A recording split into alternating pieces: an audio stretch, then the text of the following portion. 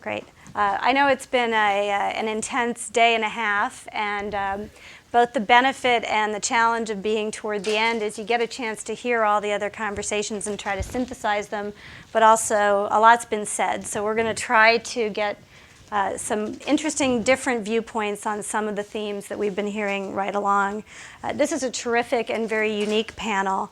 And I'm delighted to be the moderator. I'm Wendy Seelig, and I'm the president and CEO of the Melanoma Research Alliance, which is a fairly young not-for-profit that finds and funds melanoma research around the world, translational research, but mostly at academic institutions. So this panel is about investment and very practical considerations, and these folks have been involved all along the way of the continuum of investing in drug discovery and forging collaborations.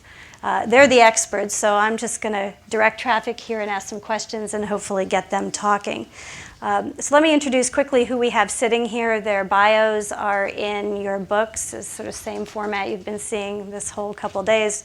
To my immediate left is Chris Austin, who directs the NIH Chemical Genomics Center and the Therapeutics for Rare and Neglected Diseases, or TREND program. To his left is Walter Capone, the Chief Operating Officer for the Multiple Myeloma Research Foundation. And we're going to put him on the spot a little bit today because he's newer than I am in his role, but a real expert in these issues from all sorts of walks of life. To my right is Chris Garabedian, who's Vice President for Corporate Strategy for Celgene Corporation. And to his right is Jonathan Leff, Managing Director of the Healthcare Group at Warburg Pincus. So as I mentioned, each of these gentlemen is engaged in the very important business of bringing cures to patients through investment and partnerships and collaboration. And we have all the viewpoints represented here, from the not-for-profit that invests through grants mostly with academic centers, the not-for-profit that's also moving into investing in biotech. We have the government, which is not only funding grants to academic institutions in its external program, but really in the internal program doing the work of teeing up discoveries and partnering with all of us. We have the larger pharma that is out there looking for investments and acquisitions and partnerships, and then we have the true investor looking for business deals and to make those deals happen. So I'd just like to begin, maybe, Jonathan, with you to set the stage a little bit. The last day and a half, we've been hearing a lot of different viewpoints about what needs to change and new models. Everyone keeps coming back to the universal, we need more money. But obviously, people don't just put their money on the table without doing a lot of homework and understanding the marketplace. And I'd just love for you to start off by talking about what do you need to see in order to make a good deal? Well, sure. Thanks, Wendy, for the opportunity. And as Wendy said, I'm Jonathan Leff, and with Warburg Pincus for more than a decade now, I've been responsible for Warburg Pincus's investment effort in biotechnology and pharmaceuticals. And our focus really has been on therapeutic products that are being developed to treat major unmet medical needs. So I can talk a bit about how we think about of the many hundreds of good ideas that we see out there, what makes for the handful that we're really able to spend significant time working with and getting to understand, and then the relatively small number that we're actually able to put capital behind.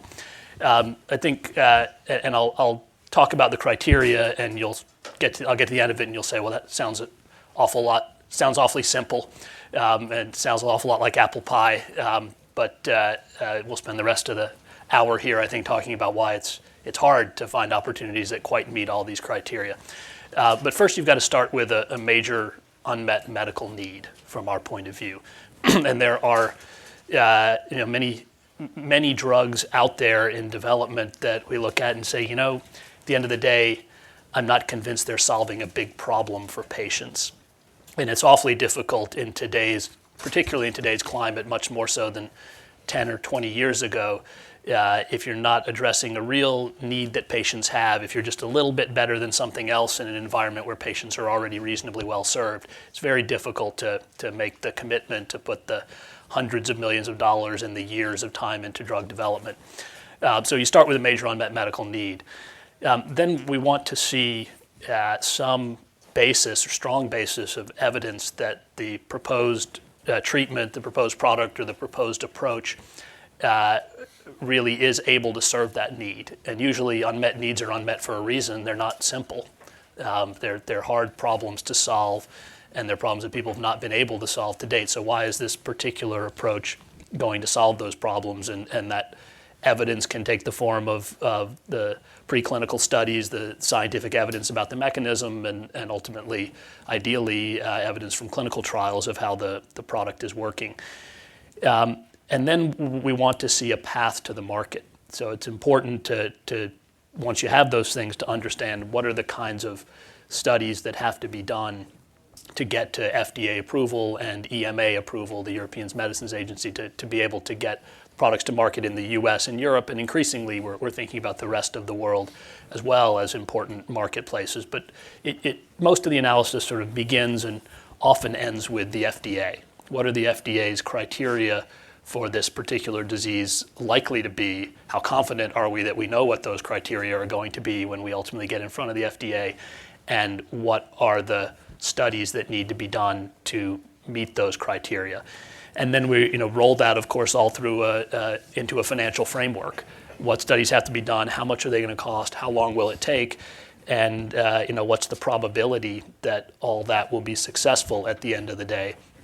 Roll all those things together and then look at the size of the market opportunity that's out there, how much money can be ultimately made if the drug is successful. And it's all got to add up to an attractive return on investment, an attractive risk-adjusted return on investment. So all that sounds, I hope, pretty straightforward. It's sort of investing 101, but the art, of course, is in trying to find the opportunities that really meet all those criteria. Nothing's ever perfect, but which opportunities meet the criteria well enough to make it attractive to take the plunge. Great, thanks. Chris, maybe I could turn to you and get your sort of perspective, being inside a pharmaceutical company, on the same kind of question, and also the idea of deciding the balance of the portfolio. If you could talk a little bit about that in terms of when you go out to acquire something or buy something or collaborate or build it in-house. Well, first, the criteria. I mean, it's a lot of what John said. I mean, we're looking at opportunities with very similar criteria as what John described, and that's any investment, whether it's corporate venture, whether it's looking for proprietary programs to bring in-house, whether it's venture capital. I think all of those things. I mean, I break it down really simply in 5 key things, and you have to really differentiate pre-proof of concept and kind of post-proof of concept. Pre-proof of concept, where you're looking at early discovery platforms and something that might augment your research approaches, very high risk. And this is where you just need to make sure your scientific team internally really believes in this new approach and this. So we did a big deal with Agios as an example. Celgene did this past year, where we really believed in this mechanism of glucose metabolism in cancer, and so made a big bet to hopefully down the road where we'll generate some products for our clinical development. But when you look at a post proof of concept, where you actually have a signal in humans in a particular disease, I'd say there's really 5 key areas that are of importance, and you need to make sure that there's not a weak link in any of those 5. And really that comes down to clinical is probably the most important. What data is there to suggest that this thing will work and will actually deliver in larger patient population, based on your signal. So that's probably near the top of the list. That has to clear the bar first. But then you've got, CMC and the kind of the technical feasibility to actually produce this and meet the regulatory requirements to be able to ultimately scale up, GMP production and ultimately commercialization. The third area, as John highlighted, is the regulatory path, right? You may have a very active agent, but if there's not a good path to regulatory approval, then you don't want to invest in that, right? And sometimes they haven't gone down that path, but if they have, that could be a deal breaker if they haven't had the right kind of regulatory consulting. And then intellectual property is important. It's very rare you find something that has been organically developed, and the intellectual property is the company that you're dealing with. So you need to make sure that there's the chain of IP is intact, and that actually you're going to be able to be protected. Or if you're relying on regulatory exclusivity, what are the barriers to that and risks? And then lastly is, as John mentioned as well, the commercial opportunity, right? And that's where you take all of the assumptions from all those other areas I talked about, and you start building a model that says we've captured all of the key assumption criteria to be able to say when we think this could get approved, what the commercial opportunity is, do your discounted cash flow and your NPV. That's not ultimately what the arbiter of that decision is, because there's a lot of challenges with using NPV to make your decisions, but you need to do that to figure out what's a reasonable way to come up with the economics and to structure the deal in the right way. So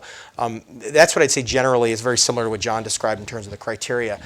In terms of the mix and the balance of what we look at from a strategic standpoint and what fits in, I think each company, this will vary, not only by therapeutic area, but where they have the greatest gaps. So at Celgene, for example, we are fortunate to have a very rich and deep late-stage pipeline. We have more than 20 programs in pivotal studies or phase 3. And so, we don't have much capacity right now. So we've really, in the last few years, focused on more accretive deals, commercial-ready products that could become accretive in the first year or so. We're at a point where once these phase 3s come to fruition and our revenue base is growing, we're going to have increased capacity on our R&D line. You're going to see us start doing a lot more early-stage deals and collaborations because that's where our need is, right, to fill that late-stage pipeline in a couple of years. So I think that varies by company and what the focus is. I think the other criteria is how do you structure the deals, right? You could just acquire these assets and consolidate all those expenses, in your P&L, or you can look for creative structure models where you do it up front, let them kind of carry, the ball forward, and you kind of de-risk your investments a little bit that way. And so therefore you might be able to place twice as many bets through creative structure deals than just acquiring, instead of acquiring 10 assets, you might be able to have your hands in 20 assets through creative structure deals. The only problem is, and I'm sure John's experienced this too, there just aren't enough quality assets out there, right? I mean, if there were an unlimited number of quality assets, then that would be the best path forward, but there aren't, and the ones that are hot are very competitive. So I hope that answers the questions. Great, yeah. Good. We're going to come back. You had a lot to say, though. We're going to come back to some of those topics. I wanted to invite Chris in and maybe make a disclaimer on your behalf here. We don't have the FDA with us today, and Chris is our government representative.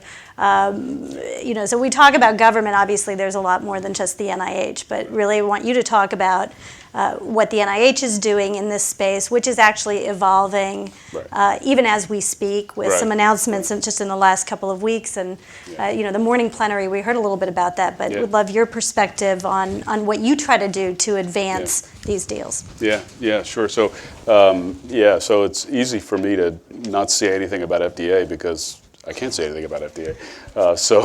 And a lot of the issues that I think may come up are issues that are common to everybody who's trying to work in this space, and we have perhaps a little bit easier time because we're on the same email server. But believe it or not, the issues that everybody have, they really have to treat everybody the same way. And so some of the issues of innovation at FDA that we might touch on are issues that are very important to us too. So it was a really good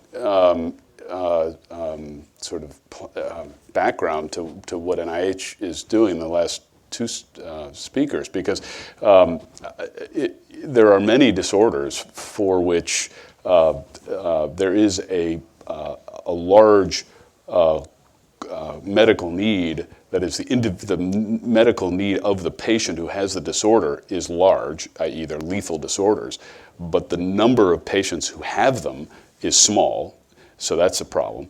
And then there are many disorders, and these of course tend to go together, where there is simply not a commercial opportunity. Where if one of these guys looked at it, the risk return or the return on investment is simply not high enough. And what also tends to go along with these is that the science tends to be fairly undeveloped. And the reason the science is undeveloped in less common diseases is because if they're rarer diseases, they're rarer researchers. There just is not that much work going on in these areas. So there frequently are not established clinical outcome measures, for instance, or the pathophysiology of the disorder is not as well understood as we would like.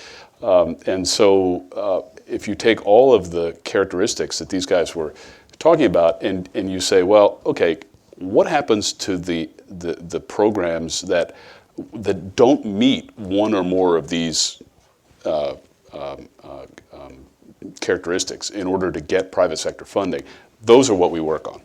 And so the idea is to bring those forward to the point that they will be attractive to these guys. And so the last compound that Chris made, that there just are not that many assets. We hear that all the time. And I used to be in the private sector, so we used to have exactly the same problem. There's a lot of stuff out there, but a lot of it's junk, or it's just not developed enough.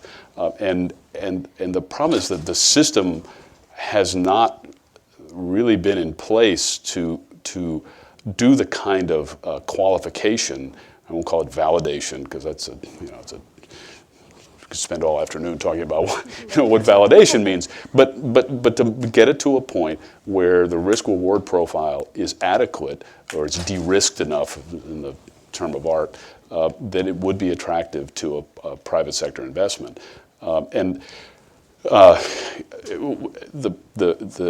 might ask, well, what is NIH out? What do they want out of this? Well, the NIH's role is to understand mechanisms of disease and set the stage for the development of therapeutics.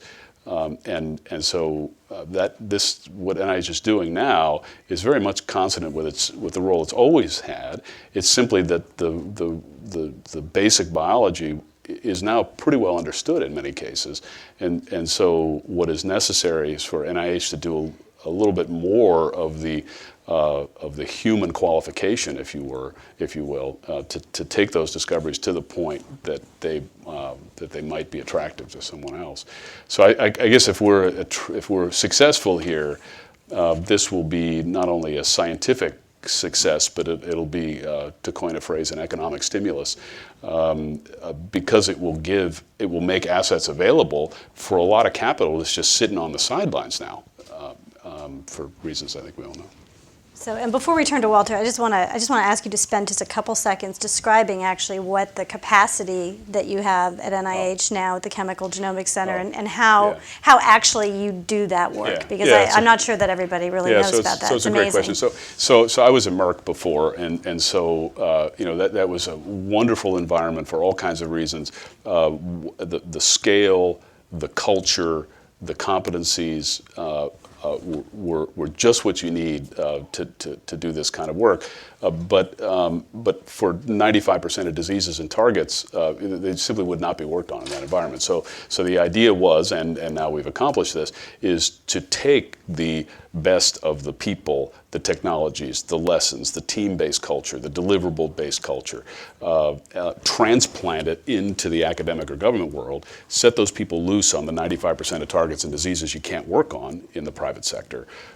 And so we now have a setting. If you were at our place, you would think that you were in any of the most technologically advanced pharmas or biotechs. 90% of the people who work at our place are refugees like me from the private sector. And all of the projects that we do are collaborations with somebody. So the idea is that we have expertise in everything from assay development, screening, informatics, medicinal chemistry, everything up through IND. But we don't have the disease expertise. So we will collaborate with individual investigators, either in academic setting or in a company, who can bring us the target expertise or the disease expertise, and these projects are done as very tight collaborations to move the project forward.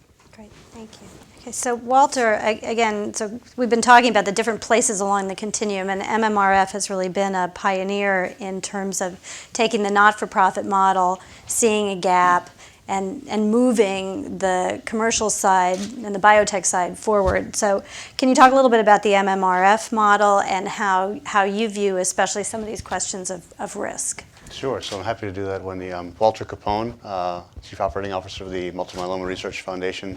Really happy to have the opportunity to be with you and the panel this morning. It's a great panel, and what a wonderful way to end the session overall. So Faster Cures is really what the foundation was all about when it first started. We're founded by a patient over 12 years ago who was formerly in the pharmaceutical industry, so very much aware of the ins and outs of developing drugs and bringing them to market.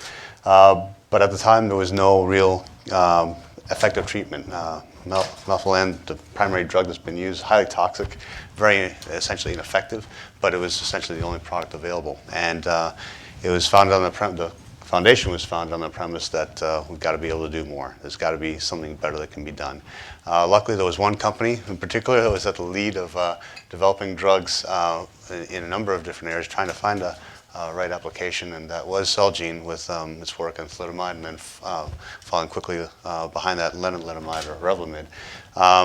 And thanks to their efforts, thanks to the efforts of Millennium, we actually have 4 drugs that are available today.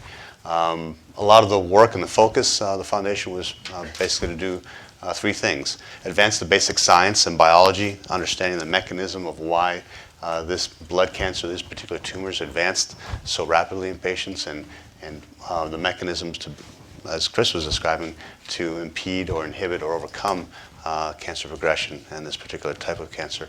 The second was to take that science and translate it into new targets as well as drugs to treat and hopefully overcome, potentially cure the disease, and then as quickly as possible get those drugs to patients, phase 1, 2 trials, and ultimately to market. So with that premise and that very grandiose vision, the idea was not only to bring and advance and fund basic science, but to establish basically 3 things. A tissue bank where we would actually collect patient samples and cells progressively over time and prospectively so we can understand how the disease would advance and develop. With tools that we have today that didn't exist 10 years ago, we actually have a much better understanding of that and are identifying new targets literally on a daily basis. Genomics has obviously been a key part of that, so we've actually invested $10 million in mapping the myeloid genome and understanding mechanistically that we have not just one type of cancer or one type of tumor, but at least 10 subtypes of myeloma, and probably more than that. So that's an important element. But I think most fundamentally, and what helped us advance the drugs that have been approved so far, is building a consortium of academic and now community cancer centers to actually conduct patient research, to put these drugs into trials for patients quickly and through a clear system of accountability where we measure how fast trials opens, how fast trials open, how many patients are accrued, how quickly, and how fast we close them. Because in the pharma industry, and as you said earlier, I'm only 3 months into this from a philanthropic side. It's all about time and speed to market after you've done the de-risking, identifying the right target, and advancing them appropriately. So that consortium has really helped to break down the impediments to more rapid development in that we've been able to get academic centers to actually collaborate together through a common, basically a common agreement, a common contracting system, common IRB system, so that the time that it takes to get a study started to finishing is significantly reduced.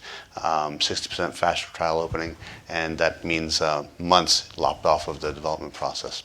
So with that, if you go back 5 years, 4 drugs have been approved about 2005. We have now about 5 drugs, almost 6, that are literally in phase 3 or different stages of phase 3 registration. So the landscape is going to change dramatically. The MMRF has had a major role in working with companies like Celgene and others to help advance even their latest therapies. All with that specific focus to do what has been demonstrated as a scientific rigor in terms of process, but apply speed and accountability to it.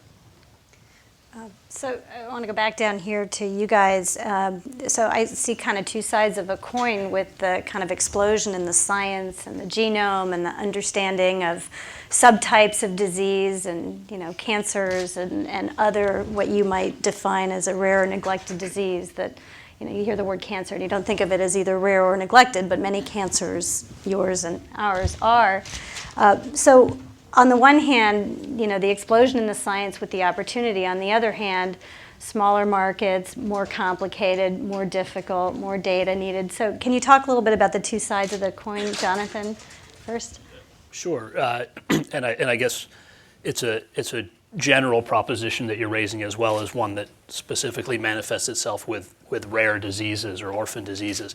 But the general proposition of tremendous amount going on scientifically at NIH and other laboratories that's elucidating the pathways of disease and coming up with novel ways of addressing those diseases.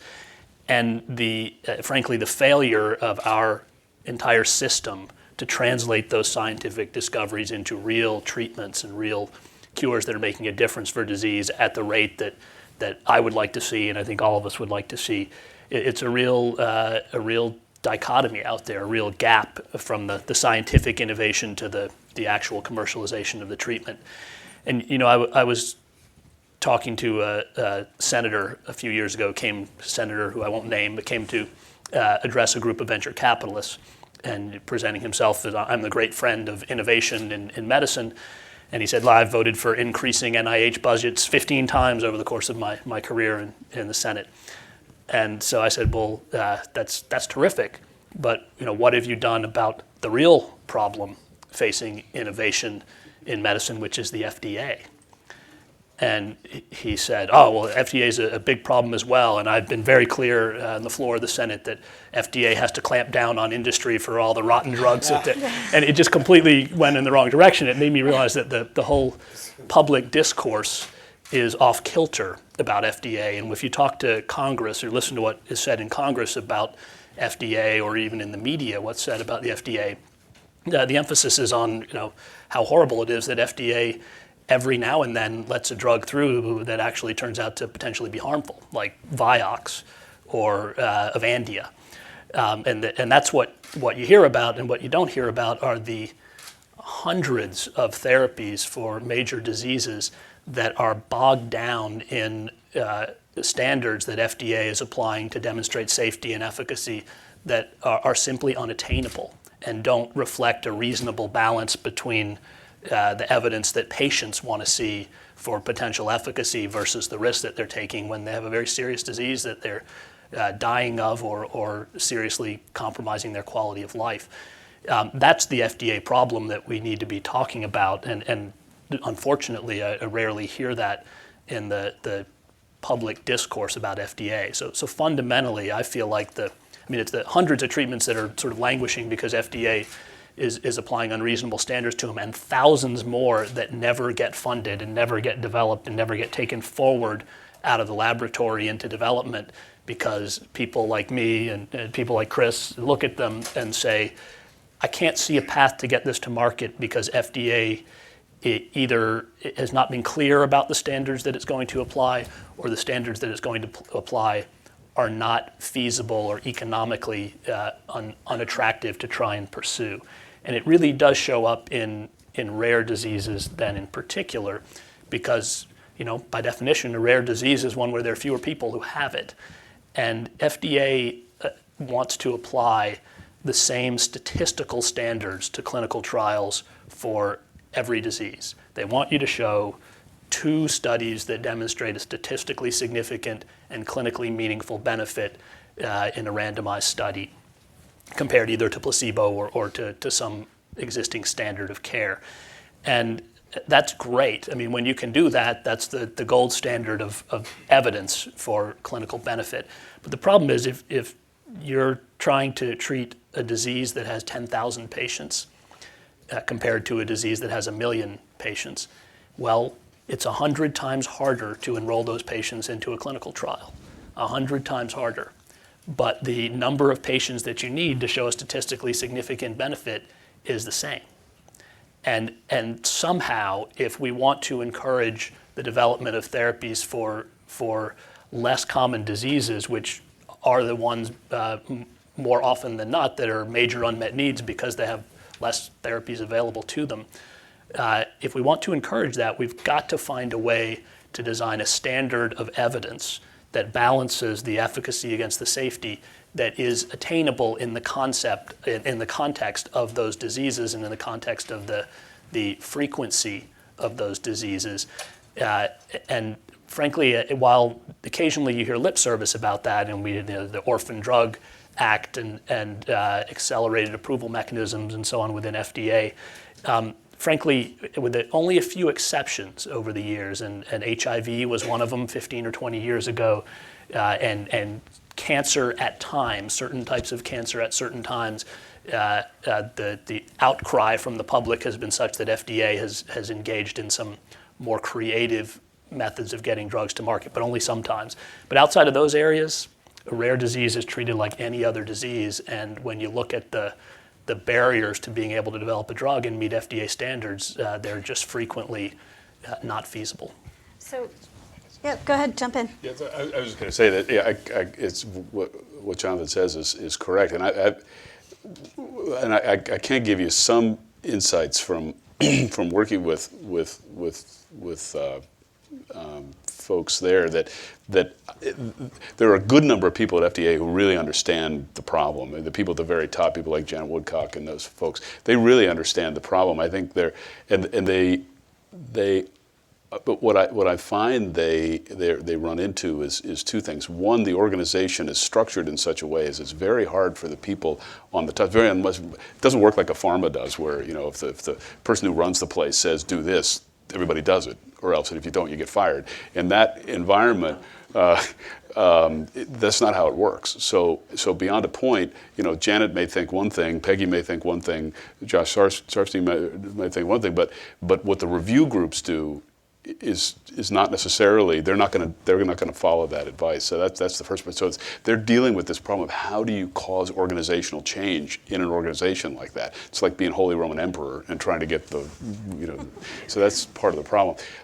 The other problem is that the law that governs FDA doesn't make a distinction. It's very rigid what they have to require. And so the law says it doesn't matter what the disease is, doesn't matter whether it's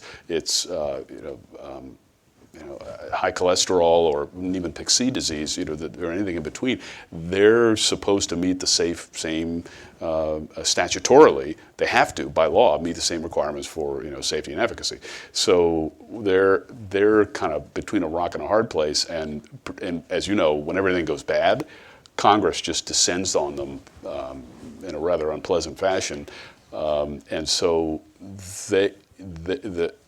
and that's really what the review people listen to. They are in risk avoidance mode, and I suppose they're like, dare I say it, investors, where you don't want to, you really want to manage risk, and how you manage risk in that environment is you require the full checklist on everything, even though it doesn't make any scientific sense. It's really, so one of the first things we did, and it's something we're doing within the TREND program, is as soon as that program got approved about 1.5 years ago, the first email I sent was to Janet Woodcock and said, okay, because we were very aware of this, that we could develop the greatest compounds in the world, but all the folks that we talked to from the foundation side, from the VC side, from the biotech side, and the academic side, they all said, particularly given the diseases you're working on, which are almost all going to be unprecedented. There are no drugs for these, so there is no clinical outcome. The regulatory risk is huge.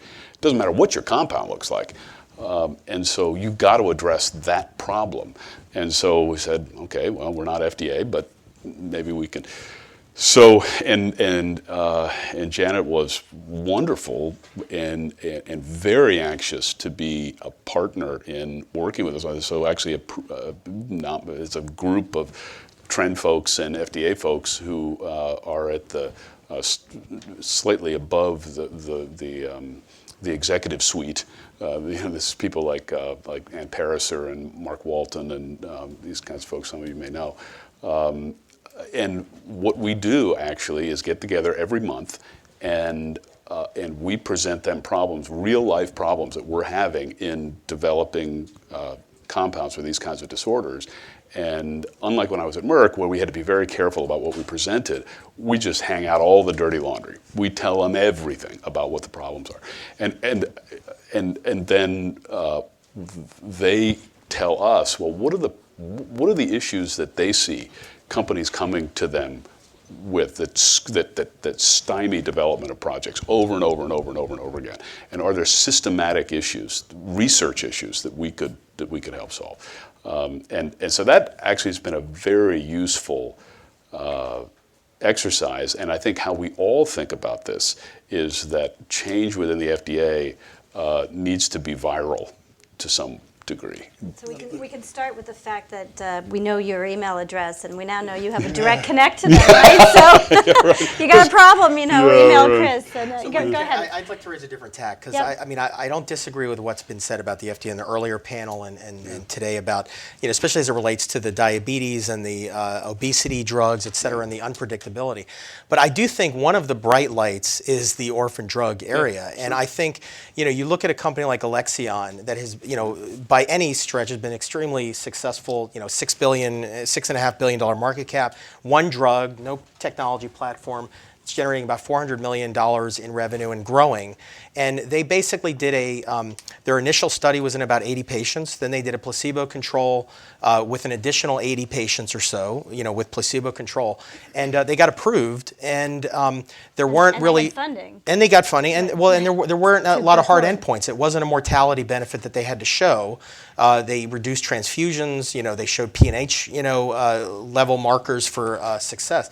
So, and I know Tim Cote at the FDA, and he's been very forward-thinking of how we can actually accelerate. So one of the reasons you see the headlines of all these companies now pursuing orphan drug as one of their primary areas, because they see this is what might solve some of the industry issues, is that faster development times, not the requirement of hundreds and thousands of patients in a safety database, because there aren't that many patients out there to find.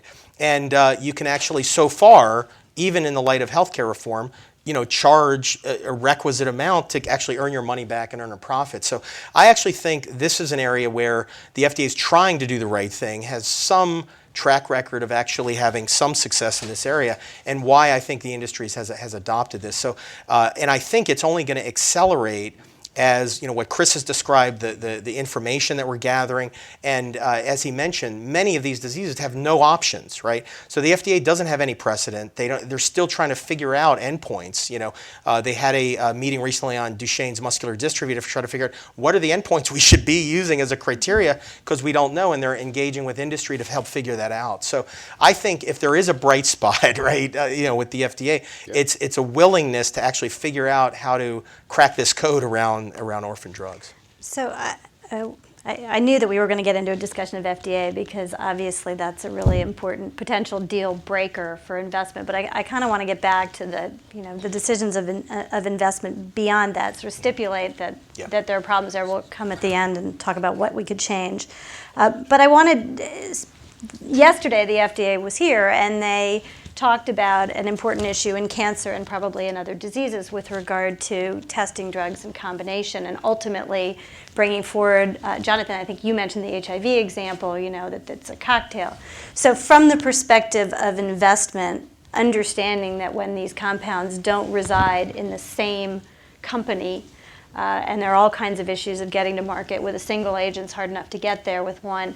What are some of the things, models out there for encouraging that kind of investment without having to wait till drug A gets approved? And maybe Chris, will start with you, but you have experience in that too. So now. Well, and Walter I met originally from the HIV field, and so I was at Gilead from 1997 through 2005, and we had to work with potential industry partners on combination studies, and in fact, it became more formalized. At Gilead, I led the alliance with BMS to combine 3 drugs in 1 pill, and so I think HIV is a good model. Almost every other disease area is moving toward this kind of polypharmacy approach. HCV, I think you've got companies placing bets on combination approaches and aren't necessarily working across the table with their competitors right now.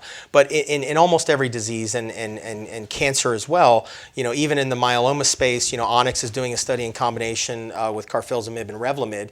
So the challenge there is these companies, we're not going to give them our drug away because we're losing patients by that, right? And so one of the challenges is if there was a mechanism where, and again, I'm not sure how this would be mandated, to actually be able to allow companies to work together where there's not an economic disincentive, right, to work with these companies. Onyx is in a situation, we're giving them some of the drug at a discount, but it's a big purchase for them to just do their clinical trials in combination. And we're not going to just make them have an easy time and just giving all of our drug away in these patients where we'd otherwise get sales. So I think if there was a way to, and maybe it's the FDA, maybe it's some kind of a fund that allows for purchasing these drugs, much like we do with patients who can't afford medicines. There's foundations there that industry gives to. They can help them, whether it's filling the donut hole or helping them with indigent patients, et cetera. If there was a way to facilitate some of that combination approaches might be beneficial. But otherwise, you're going to look at it the same way you do any other investment, which, all right, well, what is it worth to us to do this combination? What is it going to cost us? And if it's a win, then we'll do it. And if it's not, we're going to be a little more suspect. Do you want to weigh in on that? From the patient perspective, the last thing they want to hear is anything having to do with remuneration, revenue, diminution, or profit from a drug not being tested. The thing driving them is saying, well, it's not necessarily just a marketed drug and a drug in development, because that's not really where the major conflict comes. It's really 2 drugs that are looking promising that are in mid-stage or an early stage development. How do we accelerate that development for them so the patient can benefit? Because that combination offers something that what's available now doesn't. So if you've failed 1 or 2 or 3 cycles of chemotherapy or rounds of antiviral therapy, your desperation goes up tremendously, exponentially. And our interest in collaborating and getting companies to work together and getting academic centers and researchers to work together on that same front is acute. That's why we're founded, this whole premise, to do things differently and more quickly than would otherwise be done. So in Chris's example, looking at pomalidomide, which is an earlier stage drug, and carfilzomib, also a non-approved drug, that's the conundrum that we're trying to confront. So what we, as an example model, what we're trying to do is focus on a novel therapies approach where we'll take investors who invested in our foundation, their money, and co-sponsor or fund the research that companies won't necessarily do, whether it's because it's outside of that therapeutic indication that they're focused on, or it's not as a high priority as it is for other portfolio choices they have to invest in, but it gets to the heart of the matter, advancing the science, getting that drug in that particular indication to patients faster. And obviously academics are interested in advancing that because it's fundamental research that hasn't been done yet. You're answering valid questions that are really burning for patients, and you're advancing the likelihood that they'll get a successful outcome more quickly. So by combining the intellectual capital of different both scientific institutions as well as private institutions to focus on the most promising targets or the most promising candidates to bring together by funding some of the preclinical work to make sure nothing bad's going to happen if we combine the drugs together, and then getting those drugs into people as quickly as possible. That's the answer that is going to benefit industry, but obviously going to benefit patients as well. So let me just add here, I think it's an incredibly important issue, and I'm glad to hear FDA talking about what can be done and what it can do to facilitate the issue that I see, which is the same one you just mentioned, Walter, which is the combining 2 drugs that are both experimental, as opposed to what you very frequently see in industry, which is combining an experimental drug on top of an existing approved agent. And the issue there, I think, part of it is the money, and some of the steps you're talking about help to address the financial aspects of that. But it's certainly not all about money. I think from the company's point of view, a big part of it is about risk. And it's the risk that you take two unknown compounds, or two compounds with a lot of unknowns about them, and put them together. If adverse events occur in that study, it becomes extraordinarily difficult to separate out, which drug is causing the safety issue, or does it only happen when they're in combination and individually their safety issue doesn't occur. And so if I'm company A and talking about doing a study combined with company B's drug, I'm worried that I'm going to get tainted by any potential safety issues that are associated with his drug that aren't associated with my drug, and how if FDA can provide some framework that allows you to sort of not be forever dogged by the safety observations in a combination study when you try and take your drug forward outside of that combination, that would really help. And likewise, I do think that ultimately when FDA looks at approving drugs, if they see a study that has efficacy shown in a combination therapy, what I've always seen is they're always asking the question, prove to me that each drug individually is necessary to provide this effect, because otherwise I don't want to approve a drug that's inert, or worse, a drug that isn't having efficacy and has potentially some risk associated with it. So even if you do that combination study and show a great effect, you still are going to have to answer the regulatory question of proving that my drug is something that the FDA should approve, rather than that this combination is something that's benefiting patients. So if we can navigate through that regulatory thicket, I think it'll open up the financial coffers to John, I would just fund say some of those in things. HCV, I think that's been the approach of some companies, including my former employer Gilead, is that if they can work with the FDA to say, we'll show the benefit, and these are proprietary drugs that they know combination is going to be key. If we can show the individual benefit and risk profile in a phase 2, will you let us combine, because we know it's going to be combination, can we do that in a phase 3 and get approval on this combination? And that way it does accelerate. I mean, that it becomes a win-win if the company's willing to take that risk with their own combination, right? But I agree with you, if you're having to work with somebody else across the table, then there may be too much risk across. So believe it or not, we only have a few minutes left. I really wanted to get to one other question before the last question. So, and I don't even know where to start because I think you all would have interesting comments about this. But so you make the decision to invest, you acquire, you collaborate, you tee up a partnership, you bring something into your consortium, and it fails. And we just keep hearing about things that fail, and we know that in science not everything works. So from the perspective of the academics that we fund, and from the perspective of the patient organizations, failure is bad, but failing to learn from the failure is worse. And so, where do you get the resources, and who's going to pick up the ball when something fails? Just yesterday, a major pharmaceutical company announced the failure of a phase 3 melanoma trial. Disappointing. So what happens? Where are the resources to carry that forward, to extract the knowledge? And does it fall to the nonprofits, or does it fall to business? Any one of you? I don't know. I think you probably each have a different answer. Yeah, I mean, I would just say point this. to someone else. if you're dealing with a phase 3 blow up, it fails. There's a lot of information. I mean, rich information, right, from that type of study that can be mined, and and ideally, if you've got bank samples, and as you learn more about, markers, et cetera, you can go back and understand what might have predicted success or failure in that patient population. And so I think it behooves most organizations to try to learn as much as you can, and either maybe there's another path forward for that company, or John might be interested in saying, hey, let's start a new company because there's enough good here, and if we find the right patient population to develop it in, that could be a beautiful business model, right?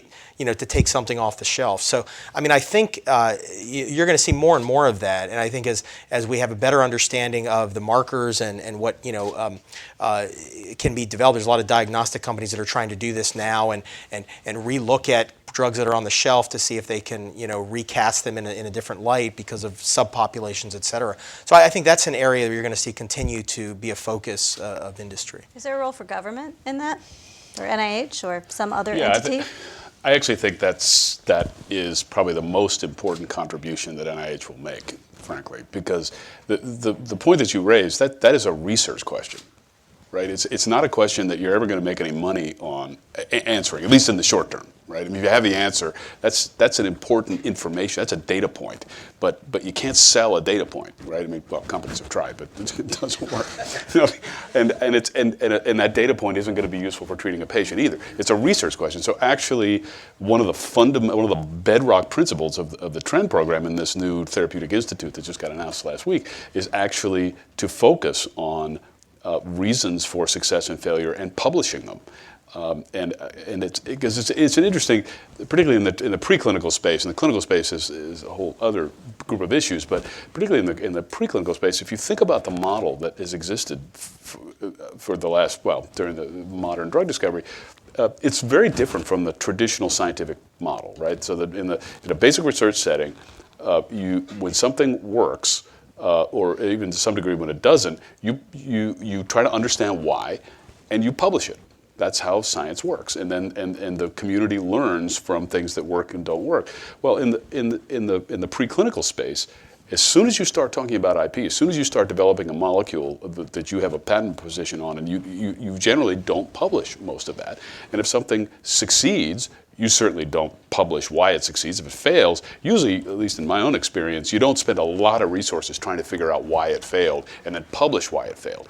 And so, if that was the model in basic research wouldn't make any headway either. So to me, it's really not very surprising that success rates in preclinical development have not moved because the scientific method doesn't work. Why? Because there is no financial incentive to do it. It's not that the people in the company don't want to understand it. Of course they do. It's just really hard to use investors' money to understand it. And so that's one of the things that I think NIH can almost uniquely, because of its mission as a research agency, do.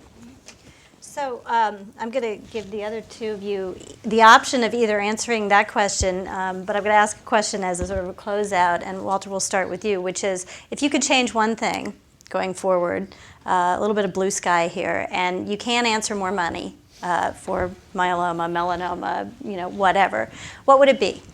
Well, the money clearly wouldn't hurt one. I don't No, think you'd argue with that. stipulated, right? Stipulated. And from the perspective of being able to pick the right horses to advance into research and further development is really kind of the crux of all this. So, I think bring together the intellectual capital, both private, public, academic, however you want to call that, to actually help make those calls earlier on and increase your likelihood of success has really been fundamental for us, because we've screened through hundreds of compounds. 25 have actually been brought into the consortium. Half of those have succeeded from phase 1 into phase 2, and 6 of those are now in phase 3. So from an investor standpoint, that kind of success ratio is unprecedented. So what I'd say is that the ability to do that kind of work quickly is really impeded so much by not just academic institutions, but private institutions' willingness to play nice together, to not be so focused on having all of the IP and all the patent property locked up and protected, and basically impede the ability to share learning there. This focus on patient data, and so that's more than one thing. If it resides on, no, that's it. Okay, but it fundamentally comes down to the ability to share that information broadly, and it's not structured in a way to do that now. Okay, quickly, Chris, what would you change to promote promote investment in this world? It's exactly what you said, interestingly, and I was planning on saying it even before you said, is to change the culture from the Lone Ranger model to the collaboration model, to what we're trying to do is not golf, it's football. And as long as we look on it that one organization, I don't care who it is going to figure this out, it just isn't going to work. And there are all kinds of incentives to prevent, as we've been talking about, to prevent this from happening. So we're trying to change that, but that's the one thing I would do. Yeah, I'd say, just a comment. This conference, I think, is really ahead of the curve in that, everybody knows what the problems are, right? I think the solution resides in this panel, in that really a collaborative patient advocacy. I mean, MMRF should be talked about in the same sentence as the CF Foundation and the Parkinson's, et cetera. And as we have forward-looking foundations and patient advocacy who know what the game's about, exactly. and as long as we know what what the goal is to get drugs to the market into patients, if the government and academic institutions can understand that mindset as well, as Chris has described as happening in his organization, and they feed that information in to help identify the right drugs for the right patients, we all win. And industry has to come to the table and say, hey, we want to be willing to work with these organizations, right, to make it happen. So, I mean, I think what this meeting represents and what this panel represents is really the key to the future of success in our industry, in my mind. You get the last word, Jonathan. Well, I have to come back to what I think is the biggest barrier to innovation and development of new therapies for serious diseases, and that is the FDA. I agree with what Chris said earlier, that and very important points were made, that there are people within the senior leadership of FDA who really understand this and want to create ways for new drugs to get to market in difficult diseases, major unmet needs, and orphan diseases. But they're in the context of a bureaucracy that doesn't make it very easy for that to happen, and in the context of regulations that may tie their hands in their ability to be creative in how they attack these things. And that fundamentally is why I'm here, and fundamentally why I'm at this conference and talking to people involved with the patient groups, because I think we need to change that. We need to give those people within FDA who want to see that environment change the tools to make it change. And that means changing the way the issue is discussed in the public discourse, in the media, and in Congress. I mean, if there need to be changes to the regulations, Congress is going to have to drive that, and we've got to get in front of Congress and explain what the things are that are holding back innovation to allow those changes. I am very much involved with the National Venture Capital Association, and I'm on the board of directors of the Biotechnology Industry Organization, and this is basically all we talk about, is how FDA is making it impossible to make the kinds of investments that we want to make. But the problem is, we can stand up and rail about this, and people will say, well, you guys are just trying to figure out how to make more money. What we need to do, and that's true, of course, but we're trying to do that in the context of bringing new therapies. Money, right? Any money, no. What we need to do is partner with the patients and the patient groups who can stand up in front of Congress and in front of the FDA and in front of the media and say, hey, we're willing to take more risk in new drugs. We're willing to accept something that's short of absolute rock solid statistical proof because people are dying of these diseases, or people's lives are seriously affected. And we want to change the public discourse about that. We're not talking about Vioxx for minor pain. We're talking about treatments for serious life-threatening diseases, and we need a different framework for how we regulate those therapies and how we talk about it. So realizing that I think the next thing happening is lunch. This has been a terrific conversation. You all are wonderful, and thank you. And thank you to all of you. And it's exciting to know that there is a lot of interest and investment out there. We just have to get over some of these barriers. So thank you, everybody. Thank you.